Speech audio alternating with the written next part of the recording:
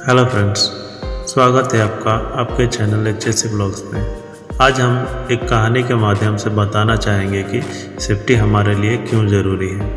यह कहानी एक स्किल्ड वर्कर का है जिसका नाम है रमेश।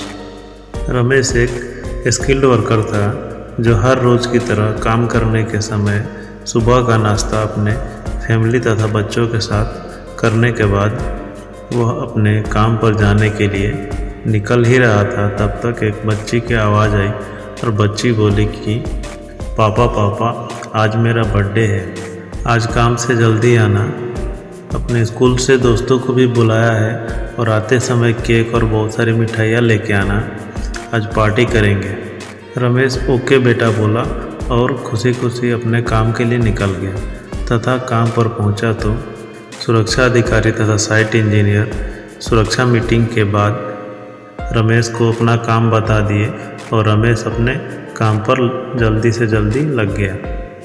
रमेश को अपना काम जल्दी ख़त्म करके अपना बेटी के जन्मदिन को सेलिब्रेट करने के लिए जल्दी छुट्टी करना था। रमेश जल्दीबाजी के चक्कर में अपने काम को भी पूरा नहीं कर पाया और दुर्घटनाग्रस्त हो गया। जब उसे होश आया तो वह देखा कि हॉस्पिटल का बेड पर पड़ा हुआ है तथा उसके आसपास पत्नी तथा बच्चे बैठ के रो रहे हैं। कुछ समय बाद डॉक्टर आया और बताया कि मैं अभी अपने पैरों पर खड़ा नहीं हो सकता हूँ तथा व्हीलचेयर ही मेरा सहारा है।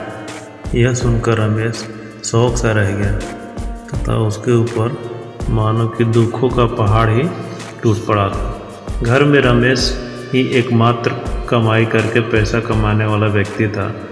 तभी ये सोच रहा था कि इतनी सी भूल से इतनी बड़ी दुर्घटना हो सकती है।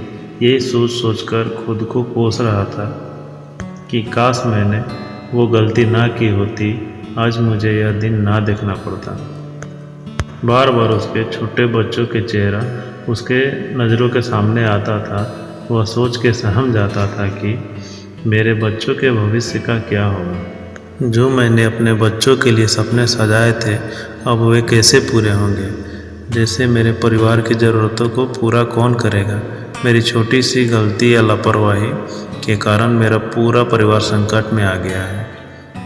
मन में तभी बार बार विचार आ रहा था कि क्यों नहीं सुरक्षा अधिकारी के बताए गए नियमों का पालन किया तथा PPE का सही इस्तेमाल करके सुरक्षित तरीके से काम किया।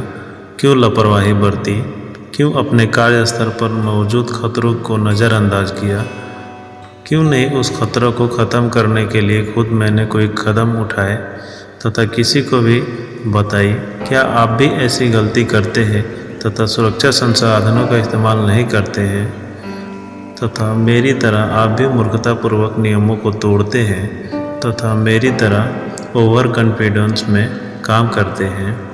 क्या आप भी मेरी तरह किसी बड़े दुर्घटना का इंतज़ार कर रहे हैं? तो दोस्तों, समझना ज़रूरी है कि दुर्घटना होने के दो कारण होते हैं।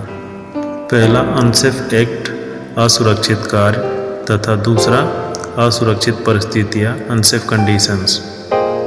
जब कभी भी हम असुरक्षित तरीके से तथा असुरक्षित परिस्थितियों में काम करेंगे तो दुर्घटना वहीं पर हो सकती है तथा दुर्घटनाओं से बचने के लिए ज़रूरी है कि हम किसी भी काम को करने से पहले उसके बारे में सोचना ज़रूरी है, प्लानिंग करना ज़रूरी है ताकि हम ज़रूरी संसाधनों का अरेंजमेंट कर उसका इस्तेमाल कर फिर हम साइट पे सुरक्षित तरीके से कार्य कर सकते हैं तथा आगे होने वाले दुर्घटनाओं से पहले ही सचेत होकर उसके लिए PPE तथा अन्य इक्विपमेंट्स का इस्तेमाल कर हम उन दुर्घटनाओं से बच सकते हैं।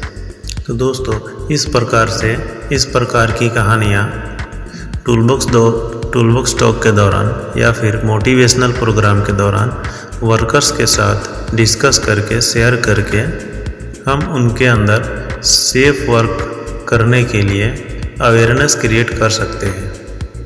तो दोस्तों, नमस्कार, धन्यवाद।